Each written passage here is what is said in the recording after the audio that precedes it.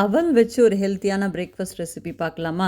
அதுக்கு இன்றைக்கி நான் வந்து இந்த தின் போகான்னு சொல்கிற அந்த லேசான அவல் எடுத்து இந்த மாதிரி நல்லா வாஷ் பண்ணி தனியாக எடுத்து வச்சுருக்கேன்.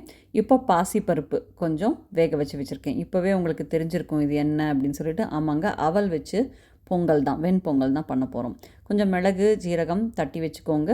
அப்புறம் இஞ்சி கருவேப்பிலை அதெல்லாம் ரெடியாக எடுத்து வச்சுக்கோங்க. கொஞ்சம் முந்திரி பருப்பு தாளிக்கிறதுக்கு, அவலுக்கு ஏற்ற மாதிரி பாசிப்பருப்பு, அவ்வளோதான். கொஞ்சம் ஒரு கடாயில் நெய் விட்டு கடுகு, நம்ம தட்டி வச்ச மிளகு ஜீரகம், அதுக்கப்புறமா வந்து இஞ்சி கருவேப்பிலை, அப்புறம் முந்திரி பருப்பு இதெல்லாம் போட்டு நல்லா வதக்கினதுக்கப்புறமா பெருங்காயம் சேர்த்துக்கோங்க. பாசிப்பருப்பு இருக்கு இல்லையா, வேக வச்சுருக்கோமே, அதையும் சேர்த்து நல்லா மிக்ஸ் பண்ணிக்கோங்க. தண்ணி விட்டு கன்சிஸ்டன்சி அட்ஜஸ்ட் பண்ணிக்கோங்க. உப்பு சேர்த்துக்கோங்க. அப்புறமா நம்ம அவல் இருக்கு இல்லையா, அவலை வந்து கொஞ்சம் கொஞ்சமாக சேர்த்து மிக்ஸ் பண்ணிட வேண்டியது தான், அவ்வளோதான். ரொம்ப ரொம்ப ஈஸி. நீங்கள் பாசிப்பருப்பு மட்டும் வேக வச்சிட்டிங்கன்னா இது வந்து ஒரு 5 to 10 மினிட்ஸ் மேக்ஸிமம் பண்ணி முடிச்சிடலாம். எந்த விதமான டிஃப்ரென்ஸுமே தெரியவே தெரியாது. கொஞ்சம் நெய் விட்டு நீங்கள் டேஸ்ட் பண்ணி பார்த்தீங்கன்னா அவ்வளோ அமக்கலமாக இருக்கும். நிஜமாகவே நல்லா இருந்ததுங்க.